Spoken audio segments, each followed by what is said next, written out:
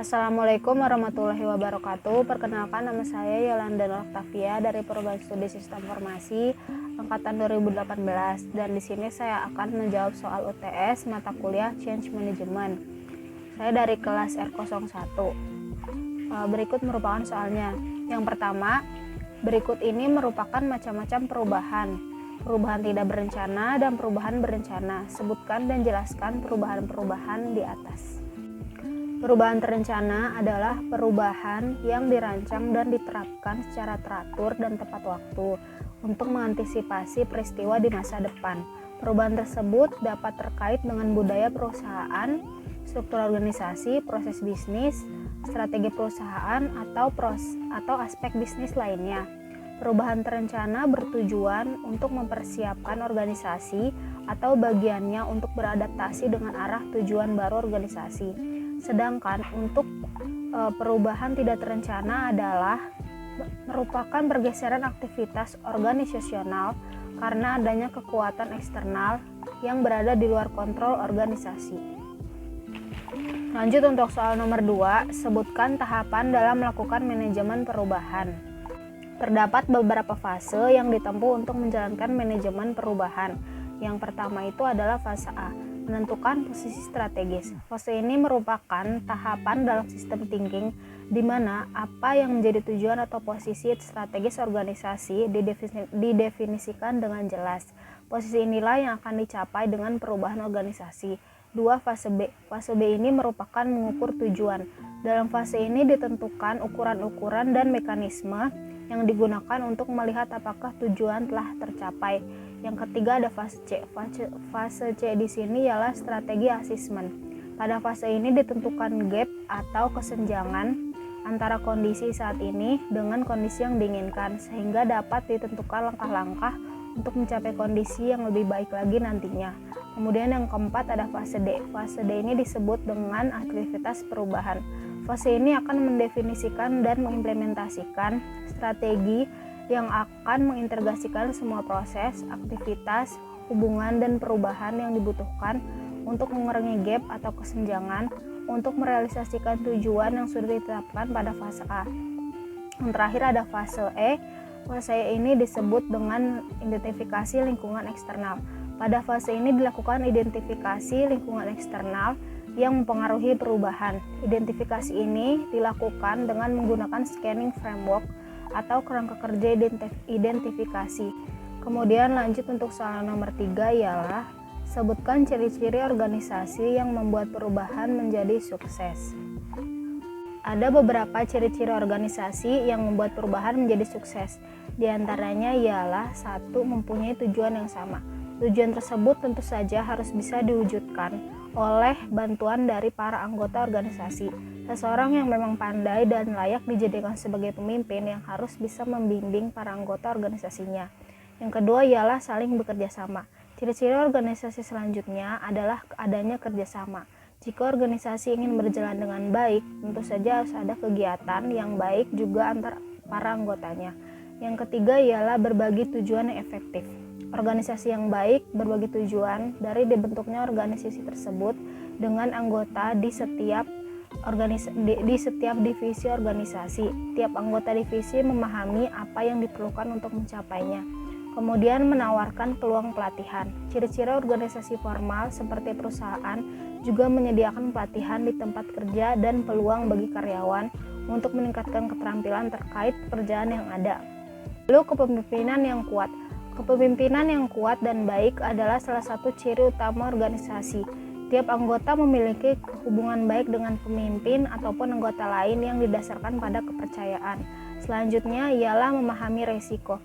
Organisasi yang baik memahami resiko yang mereka hadapi dan mengambil langkah untuk melindungi diri terhadap resiko tersebut. Yang kemudian selanjutnya ialah beradaptasi dengan peluang dan juga perubahan. Organisasi yang baik tahu bagaimana mengenali dan memanfaatkan peluang yang baik. Organisasi yang baik selalu mencari peluang untuk terus tumbuh. Selanjutnya ialah struktur jelas ditetapkan. Tiap badan atau organisasi memiliki rasa keteraturan dalam struktur organisasi.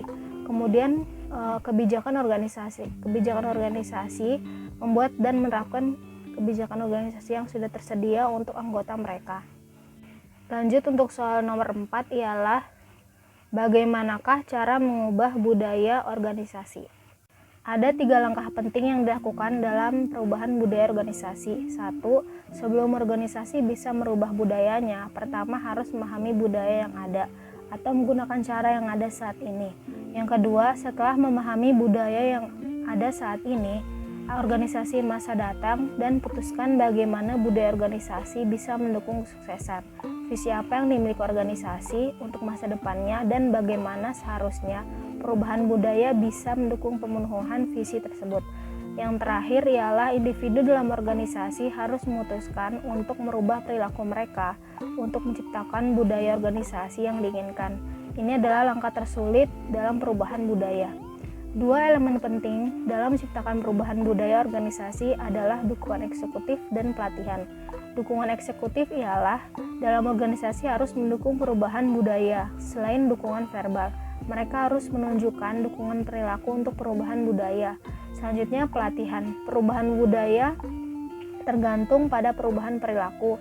Anggota organisasi harus memahami dengan jelas apa yang diharapkan dari mereka dan harus tahu bagaimana melakukan kebiasaan baru setelah ditentukan. Selanjutnya untuk soal yang terakhir ialah sebutkan dan jelaskan teknik dalam mengurangi tantangan perubahan. Ada 6 teknik yang bisa dipakai dalam mengatasi resistensi perubahan, yaitu sebagai berikut. 1. Pendidikan dan komunikasi. Berikan penjelasan secara tertulis tentang latar belakang, tujuan, akibat dari diadakannya perubahan kepada semua pihak. Komunikasikan dalam berbagai macam bentuknya, ceramah, diskusi, laporan, presentasi, dan bentuk-bentuk lainnya. Yang kedua ialah partisipasi. Ajak serta semua pihak untuk mengambil keputusan. Pimpinan hanya bertindak sebagai fasilitator dan motivator. Biarkan anggota organisasi yang mengambil keputusan. Ketiga, memberikan kemudahan dan dukungan. Jika pegawai takut atau cemas, lakukan konsultasi atau bahkan terapi, beri pelatihan-pelatihan. Yang keempat, negosiasi. Cara lain yang juga bisa dilakukan adalah melakukan negosiasi dengan pihak-pihak yang menentang perubahan. Cara ini bisa dilakukan jika yang menentang mempunyai kekuatan yang tidak kecil, misalnya dengan serikat pekerja. Yang kelima, manipulasi dan kooptasi. Manipulasi adalah menutupi kondisi yang sesungguhnya, misal memelintir fakta agar tampak lebih menarik, tidak mengutarakan hal yang negatif, sebarkan rumor, dan lain-lain. Kooptasi dilakukan dengan cara memberikan kedudukan penting kepada pimpinan penentang perubahan dalam mengambil keputusan. Yang keenam ialah paksaan. Taktik terakhir adalah paksaan. Berikan ancaman dan jatuhkan hukuman bagi siapapun yang menentang dilakukannya perubahan. Yang kelima, manipulasi dan kooptasi. Manipulasi adalah menutupi kondisi yang sesungguhnya. Misalnya, memelintir fakta agar tampak lebih menarik, tidak mengutarakan hal yang negatif, sebarkan rumor, dan lain-lainnya. Kooptasi dilakukan dengan cara memberikan kedudukan penting kepada pimpinan penentang perubahan dalam mengambil keputusan. Yang keenam ialah paksaan. Teknik terakhir adalah paksaan.